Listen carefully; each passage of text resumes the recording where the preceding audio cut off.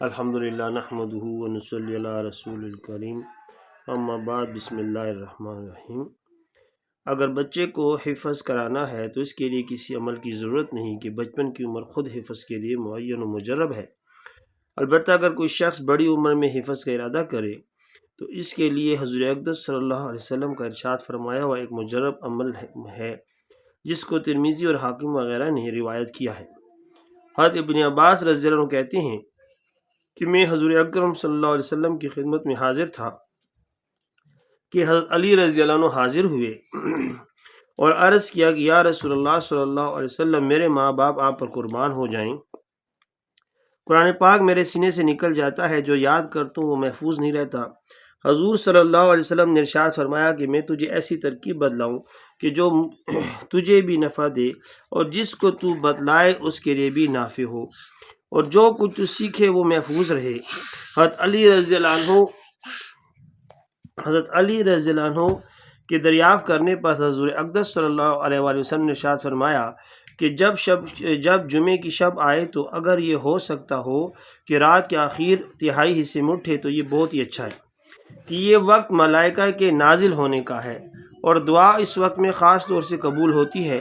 اسی وقت کے انتظار میں یعقوب علیہ السلام نے اپنے بیٹوں سے کہا تھا، سوف استغفر لکم ربی، ان قریب میں تمہارے لیے اپنے رب سے مغفرت طلب کروں گا، یعنی جمعے کی رات کے آخری حصے میں۔ پس اگر اس وقت میں جاگنا دشوار ہو تو آدھی رات کے وقت، اور یہ بھی نہ ہو سکے تو پھر شروع ہی رات میں کھڑا ہو اور 4 رکعت نفل اس طرح پڑھے کہ پہلی رکعت میں سورہ فاتحہ کے بعد سورۃ یاسین شریف پڑھے، اور دوسری رکعت میں سورہ فاتحہ کے بعد سورہ دخان، اور تیسری رکعت میں فاتحہ کے بعد سورۃ الف لام میم سجدہ، اور چوتھی رکعت میں فاتحہ کے بعد سورہ ملک پڑھے۔ اور جب اتحیات سے فارغ ہو جائے تو اول حق تعالی شانہ کی خوب حمد و ثنا کر، اس کے بعد مجھ پر درود اور سلام بھیج، اس کے بعد تمام انبیاء علیہ السلام پر درود بھیج، اس کے بعد تمام مومنین کے لیے اور ان تمام مسلمان بھائیوں کے لیے جو تجھ سے پہلے مر چکے ہیں استغفار کر، اور اس کے بعد یہ دعا پڑھ۔ دعا آپ کو اسکرین پر نظر آ رہی ہوگی، لیکن اس دعا کے ذکر سے قبل مناسب ہے کہ حمد و ثنا وغیرہ جن کا حضور صلی اللہ علیہ وسلم نے حکم فرمایا ہے، دوسری روایات سے جن کو شروع حسن اور مناجات مقبول وغیرہ میں نقل کیا ہے، مختصر طور پر ایک کر کے نقل کر دوں تاکہ جو لوگ اپنے طور سے نہیں پڑھ سکتے وہ اس کو پڑھیں، اور جو حضرات خود پڑھ سکتے ہوں وہ اس پر قناعت نہ کریں بلکہ حمد و صلات کو بہت اچھی طرح سے مبالغہ سے پڑھیں۔ دعا یہ ہے: الحمدللہ رب العالمین عدد خلقہ ورضا نفسہ وزنۃ عرشہ ومداد کلماتہ، اللہم لا احصی ثناء علیک انت کما اثنیت علی نفسک، اللہم صلی وسلم وبارک علی سیدنا محمد النبی الامی الہاشمی وعلی آلہ واصحابہ البررۃ الکرام وعلى سائر الانبیاء المرسلین والملائکۃ المقربین، ربنا اغفر لنا ولاخواننا الذین سبقونا بالایمان ولا تجعل فی قلوبنا غلا للذین آمنوا ربنا انک رؤوف رحیم، اللهم اغفر لي ولوالدي ولجميع المؤمنين والمؤمنات والمسلمين والمسلمات انك سمیع مجیب الدعوات۔ اس کے بعد وہ دعا پڑھے جو حضور اقدس صلی اللہ علیہ وسلم نے حضرت علی رضی اللہ عنہ کو تعلیم فرمائی، اور وہ یہ ہے: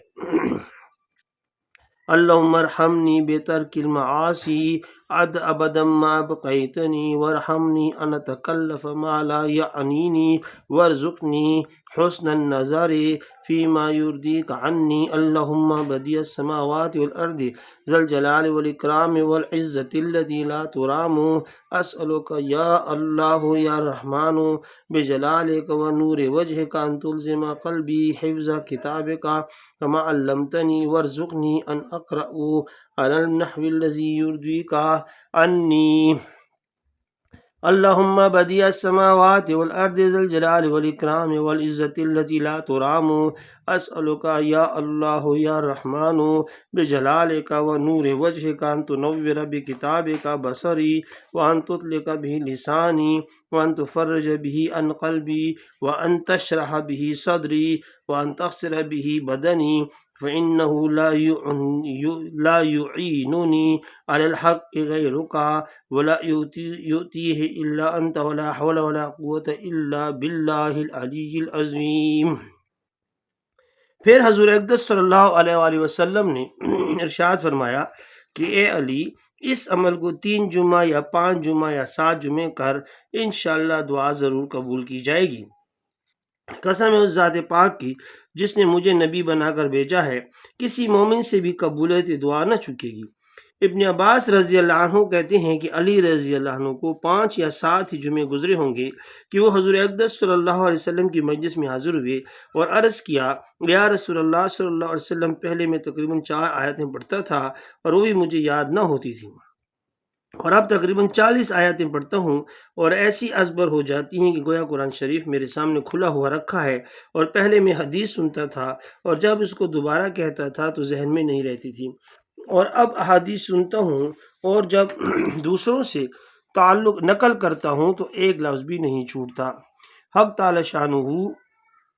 اپنے نبی صلی اللہ علیہ وسلم کی رحمت کے طفیل مجھے بھی قرآن و حدیث کے حفظ کی توفیق عطا فرمائیں، اور آپ کو بھی۔ وصلی اللہ تبارک و تعالی علی خیر خلقہ سیدنا مولانا محمد وآلہ وصحبہ وسلم برحمتک یا ارحم الراحمین۔ جزاک اللہ خیرا۔